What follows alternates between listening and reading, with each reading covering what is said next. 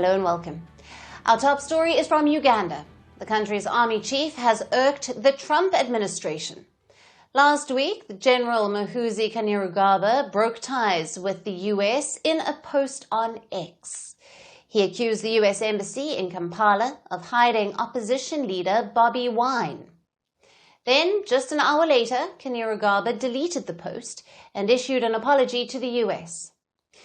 President Museveni's son said that he was being fed incorrect information and called Washington a great friend. But a US senator has rejected his apology and even suggested sanctions on Uganda. His name is Jim Risch. Now, he is the Republican chairman of the US Senate Foreign Relations Committee. Reacting to Kainerugaba's posts, this is what he posted on X.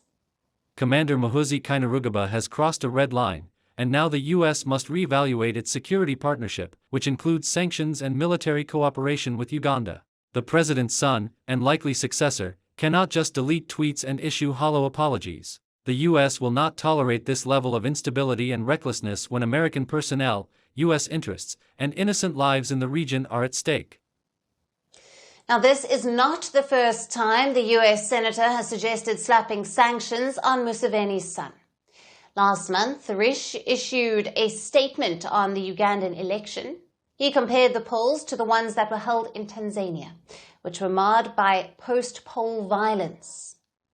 Uganda's elections, like the recent elections in Tanzania, were a hollow exercise, staged to legitimize President Yoweri Museveni's 7th term and 4 decades in power. But even more so than Tanzania, Uganda is a key regional security partner to the United States. Yet, its ruling regime prioritizes domestic control through political violence, abductions, imprisonment, intimidation of opponents, and the misuse of state resources to maintain its grip on power.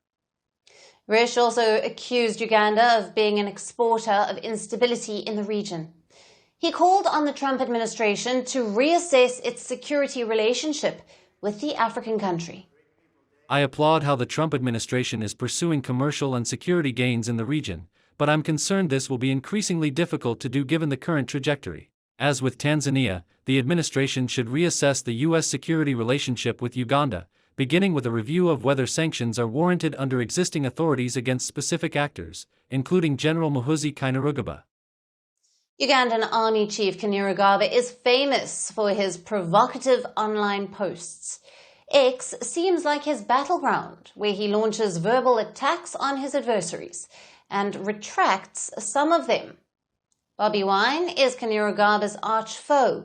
Wine stood against his father, President Museveni, in the latest polls. After Museveni was declared the winner, Wine escaped an alleged military raid at his home and fled into hiding.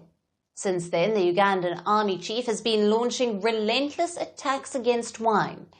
He said that his men will capture Wine either alive or dead. Now, in one of his posts, Kainerugaba called the members of Wine's party terrorists and said that he had killed 22 of them and Wine would be next. Now, later, he deleted that post. Museveni's son had also given a 48-hour ultimatum to Wine. He warned that if Wine failed to adhere to it, then he would be treated as an outlaw or rebel. Recently, Kainerugaba's men conducted another raid at Wine's home and allegedly assaulted and threatened his wife, Bobi. Now, even though Wine is in hiding, he has been hitting back at the army chief. In each and every post, Wine has been teasing Kainerugaba by saying, "Catch me if you can." Now, he is in Uganda, but his exact whereabouts remain unknown. Meanwhile, Kainerugaba is growing impatient, and driven by his impatience and animosity toward Wine, he launched a direct verbal attack on the US. And despite Kainerugaba's apology, Washington does not seem ready to let his provocative actions slide. What will be the next step of the Trump administration? Now that remains to be seen. The world doesn't fit in boxes, so why should your news? From battlefields to negotiation tables, from internet outrage to real-world injustice. The conversations everyone is having and the ones they're avoiding. It's the same show, But this new year, Firstpost America gets a new look. I'm Kerry Johnston, and this is Firstpost America.